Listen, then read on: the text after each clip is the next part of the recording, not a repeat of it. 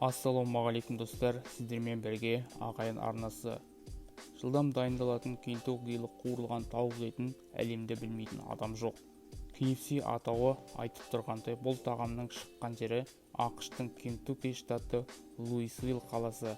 Танымал Соуч Парк мультисериалында KFC өсіп келе жатқан жастар арасында есірткі сынды өнім ретінде ұсынылған. Әлемнің жүздеген елінде 10 мыңнан аса рестораны бар. KFC-дің шығу тарихы туралы білесіз бе? Гарланд Сандерстің миллионер болуға жасаған 5 қадамы. 1890 жылы 9 қыркүйекте Америкада қарапайым отбасыда Гарланд Сандерс есімді нәресте дүниеге келеді. Жастайынан өмірдің қиындығын көрген Гарландтың жұмысшы әкесі 6 сынып оқып жүргенде қайтыс болады. Үй шаруасымен айналысатын анасы мен соңынан ерген 2 бауырын асырау үшін Гарланд оқуды тастап түрлі жұмыстар атқарады. Тіпті інісі мен қарындасына дәмді тағамдар жасауды үйретеді. Өмірі күрт өзгеріске түскен Гарланд Гривунд қаласында фермаға жұмысқа кіреді. Алайда анасы екінші рет тұрмыс құрып, екінші әкесінен өгейлік сезінген ол 15 жасынан басқа қалаға жұмыс істеуге көшіп кетеді.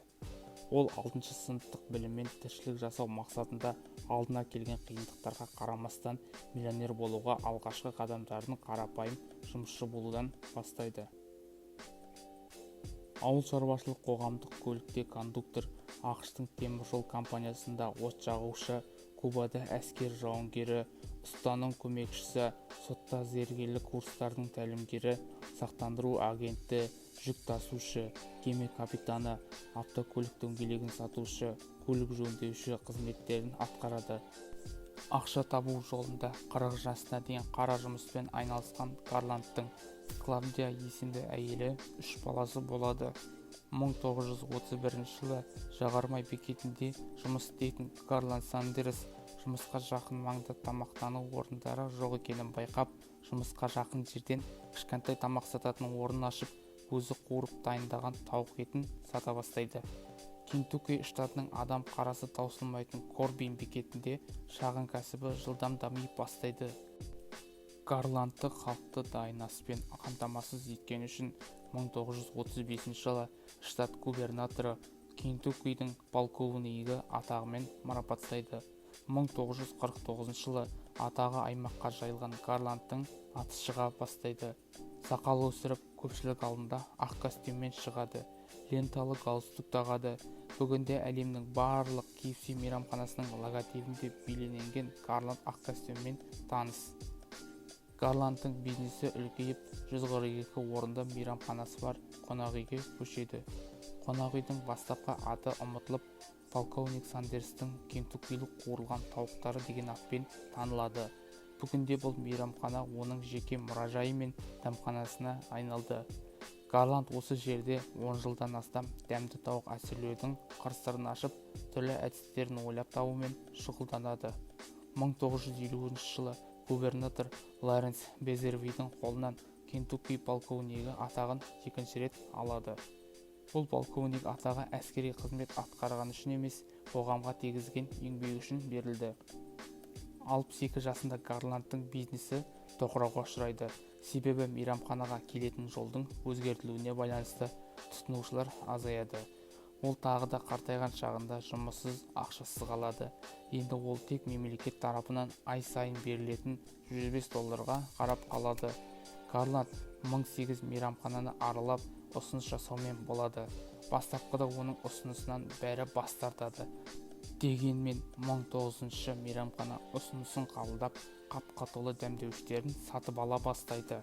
1952 жылы қуырылған тауық аяқтарының авторлық белгісін Пит Карманның Солт Лейк Сити мейрамханасына сатады. Пит Карман өз мейрамханасын қуырылған Кентукки тауықтары деп атайды. Гарланд мұнымен тоқтап қалмайды. Американың мейрамханаларын аралап, дәмді KFC тауығын әзірлеудің құпия әдістерін үйретеді. Уақыт өте келе құпия әдісті үйретуші автор ретінде қомақты авторлық табысқа ие болды.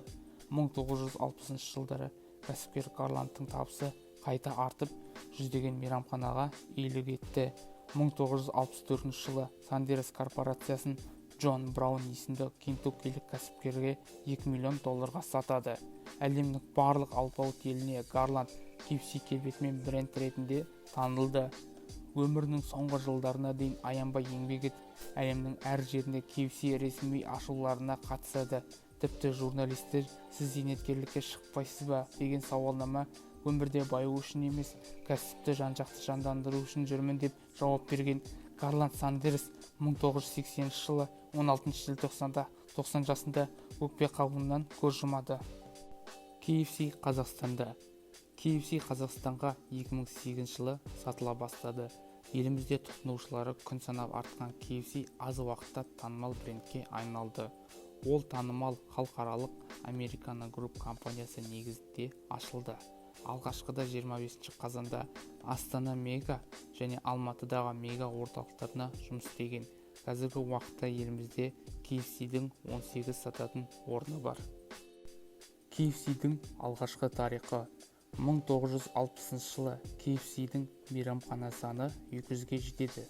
1963 жылы көрсеткіш саны 600-ге жетіп, ақш-тың ең үздік көшбасшысы сатылым өнімі атағын иеленеді. Дәл осы жылы Гарланд Сандерс өз қорғаушысының ұлы Джон Браунмен келісімге келіп, компанияны $2 миллион сатуға келісті.